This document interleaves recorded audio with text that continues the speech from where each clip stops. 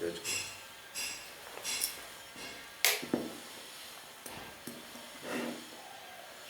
सब लोगों का एक बार फिर से स्वागत है। सोच पर बोलने से पहले एक बात और डिस्कस करना चाहता हूं। Your present is the result of your past. इस लाइन को अक्सर बोलते हैं और कई लोग इससे एग्री नहीं करते हैं। इस पर विश्लेषण करते हैं कि हमारा जो वर्तमान है हमारे भूतकाल का परिणाम होता है। थोड़ी सी एनालिसिस इस बात पर कर लेते हैं। सबसे पहले तो ये कंसेप्ट हमें अपने दिमाग में रखना पड़ेगा कि घूम फिर कर हमारा पास्ट, हमारा भूतकाल रूप बदल कर चुपके से हमारे सामने आ जाता है और इतने चुपके से आता है कि हमें पता तक नहीं चलता। हमारे साथ जब अन्याय होता है तो हम चिल्लाते हैं, ईश्वर के पास जाते हैं तो अक्सर पूछते हैं कि मैंने आखिर ऐसा क्या किया जो मेरे साथ ये अन्याय हो गया। और जब हमारे साथ कुछ अच्छा होता है तो एक आम वाक्य है कि भगवान की दया है, ईश्वर की कृपा है। क्या ये सच है? 90% ये सच नहीं है। केवल दुर्घटनाएं, आकस्मिक घटनाएं और कुछ एक दो अच्छे लक को छोड़कर 90% एक वयस्क व्यक्ति के जीवन में वही होता है जो पास्ट में उसने बीज बोए होते हैं। अब इसको एनालाइज करने के लिए शुरुआत करते हैं अपने शरीर से। हमारा जो शरीर है वो रिजल्ट है पास्ट एक्टिविटीज का। अगर हमारा पोषण अच्छा है तो हमारा शरीर अच्छा होता है। बताने की जरूरत नहीं कि अगर एक कोई मोटा व्यक्ति है तो ये उसका पास्ट दर्शा रहा है। बड़ी सिंपल सी बात है, कुछ एक्सप्लेन करने की जरूरत नहीं है। अगर हमें हाई ब्लड प्रेशर है, हार्ट की बीमारी है, तो ये क्लियर कट सिग्नल है कि हमने पास्ट में खूब तेल घी खाया है, खूब नमक खाया है और अपनी एक्टिविटीज नहीं की हैं। वो रिजल्ट हमारे सामने है। अगर हमें डायबिटीज है, सीधी सी बात है कि हमने पिछले 10 साल से कैलोरीज बहुत ली हैं,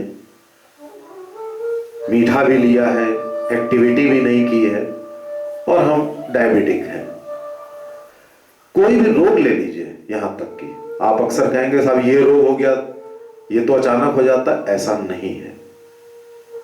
सब कुछ डिपेंड करता है कि हमने पहले आहार क्या लिया है, वो आहार हमारे लिए उचित था कि नहीं था।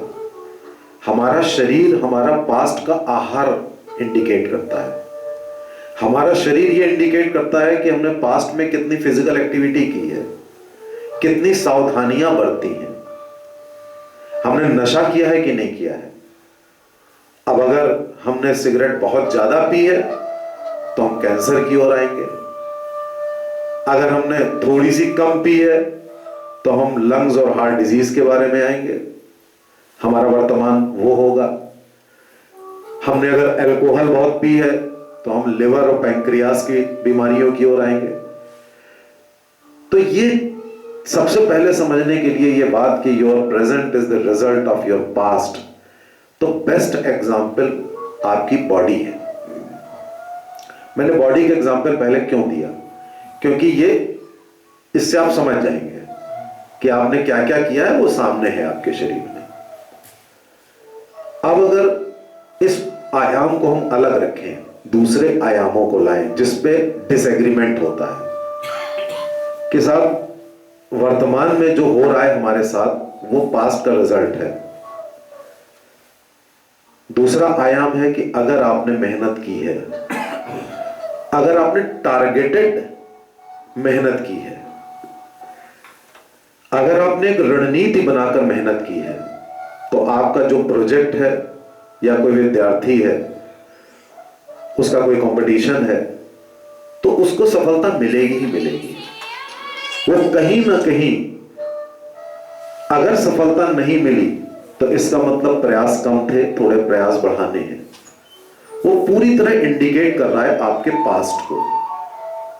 इसी तरह अगर आपके व्यक्तित्व में प्रेम है, अहिंसा है, तो ऐसा हो ही नहीं सकता कि आपने पास्ट में बहुत प्रेम और अहिंसा दर्शाई हो और प्रेजेंट में आपके साथ हिंसा हो जाए, घृणा हो जाए। This is just impossible. 90% अगर आपने पास्ट में हिंसा की है और आपके साथ हिंसा ना हो, ऐसा संभव ही नहीं है। कहते हैं those who live by the guns they die of the guns। आप जितने आतंकवादी देख पढ़ रहे हैं, सुन रहे हैं, उनका हश्र क्या है? क्या वो उन्हीं चीजों से नहीं मरते हैं जिनसे वो लोगों को मार रहे हैं? उन्हीं चीजों से मरते हैं।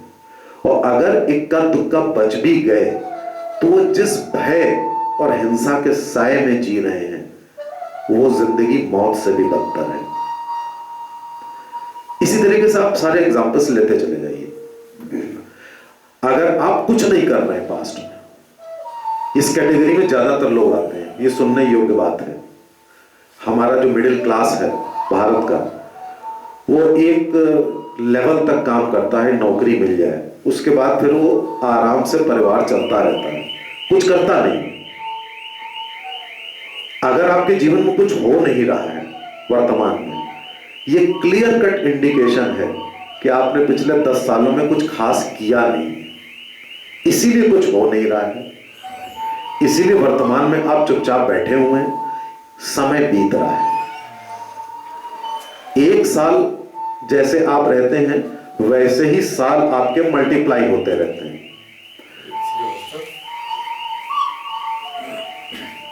जैसे कि आपकी उम्र 75 साल हुई, तो हम में से ज्यादातर लोगों के उस 75 में से 35-40 वर्ष एक ही जैसे होते हैं। हम उन्हीं को रिपीट करते चले आते हैं और फिर हम कहीं ना कहीं दोष देते हैं कि ईश्वर हमारे ऊपर मेहरबान नहीं है। तो ये बात है इन एक्शन। कई बार आप पास्ट में इन एक्शन करिए, आपका प्रेजेंट इनएक्टिव होता है। इसीलिए जो लोग बहुत जल्दी जल्दी मेहनत करते हैं, काम करते हैं, आप देखेंगे उनकी लाइफ में बड़ी जल्दी जल्दी इवेंट्स आते हैं। किसी लीडर को ले लीजिए, नेता को, आपको लगेगा अभी 2 महीने पहले ये था, अभी 1 साल पहले ये था, अब ये हो गया, अब ये हो गया, अब ये हो गया। ये एक आम जनता के साथ क्यों नहीं होता? इसलिए नहीं होता कि एक आम जनता आराम से बैठी रहती है। उसका आने वाला कल और बीता हुआ कल और आज लगभग एक जैसा होता है। यह भी बहुत जरूरी है जानना कि जो हम पास्ट में कर्म कर रहे हैं, वो कर्म है कैसे। कभी कभी क्या होता है, गलतफहमी होती है। हर व्यक्ति ये कहता है कि साहब मैंने तो बड़े अच्छे काम किए, कोई मुझे आज तक ऐसा मिला नहीं जिसने ये कहा हो कि मैंने बड़े खराब कर्म किए हैं। मर्डरर्स, किलर्स तक कहते हैं कि मैंने तो हमेशा अच्छा किया। अब वो एक आधी बात थी, वो तो मजबूरी थी। इसका उल्टा भी होता है। कई बार क्या होता है, वो अच्छा कार्य कर रहा होता है लेकिन वो कार्य अच्छा नहीं होता। एक ऋषि थे, अपनी कुटिया के बाहर तपस्या कर रहे थे। वो सत्य के पुजारी थे। वो सत्य का संदेश पूरी दुनिया को देना चाहते थे। और एक हिरन भागता हुआ पीछे उनकी कुटिया में चला गया। उसके पीछे पीछे शिकारी आया। शिकारी ने ऋषि से पूछा कि ये एक मृग यहां पर आया है, आपने देखा? तो उन्होंने कहा देखा, पीछे कुटिया में है। शिकारी गया, हिरन को तीर मारा, हिरन मर गया, उसको लेके चला गया। उन ऋषि ने सत्य बोल दिया। उन्होंने ये सोच लिया कि मैंने सत्य बोला, मैंने सत्य का संदेश फैलाया, मेरे साथ अच्छा होना चाहिए। जिस चीज को वो सत्कर्म समझ रहे थे, वो सत्कर्म ना होकर दुष्कर्म था। उन्होंने विश्वासघात किया। किसका विश्वासघात किया? उस हिरण के विश्वास का। उस हिरण ने सोचा ये साधु हैं, इनकी कुटिया में चले जाएं तो हम सुरक्षित रहेंगे। उस विश्वास का खून किया उन्होंने, प्रेम का खून किया उन्होंने, अहिंसा का खून किया। प्रेम, अहिंसा और विश्वास सत्य से भी बड़ा होता है, सत्य बोलने से भी बड़ा होता है। तो ऐसा करके उन्होंने तो ये सोच लिया कि मैंने बहुत बढ़िया किया, लेकिन फैक्ट क्या था? फैक्ट यह था कि उन्होंने सत्कर्म ना करके दुष्कर्म किया था। कभी कभी ऐसा भी होता है कि हम जो काम गलत करते हैं और वो गलत नहीं होता है। एक भूख से बिलखता हुआ बच्चा है, उसको दूध चाहिए, और एक व्यक्ति जाता है कहीं पर दूध चुराता है और चुरा कर उस बच्चे को पिलाता है। वो भले अपने मन में सोचे कि मैंने चोरी की, मैंने बच्चे का तो पेट भर दिया, लेकिन अब ईश्वर मुझे दंड देंगे। लेकिन ऐसा नहीं है। ऐसा इसलिए नहीं है कि ईश्वर का मापदंड कुछ अलग है और वो है सत्य का मापदंड। हमारे मापदंड अलग हैं। अब वो समझ रहा है कि मैंने चोरी की, लेकिन उसने चोरी नहीं की, उसने एक सत्कर्म किया। तो कई बार हमारे साथ ऐसा होता है कि हम कभी कभी अच्छा कर रहे होते हैं, वो गलत होता है। कभी कभी हम कुछ गलत कर रहे होते हैं, वो सही होता है। आप एक मरीज को बचाने के लिए रेड लाइट को ना मानते हुए ले जाए गाड़ी, भले वो कानूनन जुर्म हो, लेकिन वो बात सही है। ऐसे हजारों एग्जाम्पल्स हैं। तो जो हम पास में करते जाते हैं वो रूप बदल बदल कर हमारे सामने आता जाता है। तो अगर हम जब भी हमारे साथ कुछ बुरा होता है, हमारी कंडीशंस मैसी हैं, आप जरा सोचिएगा कि आपने क्या क्या गलत किया। आपकी कोई भी कंडीशन खराब होती है, हेल्थ खराब होती है, बीमारी होती है, किसी से झगड़ा होता है, कुछ और दंड मिल जाता है, तो उस समय ये सोचने के लिए आपको मजबूर होना चाहिए कि your present is the result of your past, और पास्ट में आपने गड़बड़ की है। तो फिर करना क्या है? पास्ट तो पास्ट है, निकल गया, कुछ किया नहीं जा सकता। अब पास्ट हो गया प्रेजेंट, लेकिन ये प्रेजेंट हो जाएगा थोड़े दिनों बाद पास्ट। तो अगर हमें भविष्य अपना सुधारना है तो हमें वर्तमान में काम करना होगा, और वर्तमान में काम जो करना होगा उसमें पूरी मेहनत, पूरी श्रद्धा, सत्य और अहिंसा और प्रेम, अगर इन मार्गों पे चले तो ऐसा हो ही नहीं सकता कि हमारा भविष्य उज्जवल ना हो।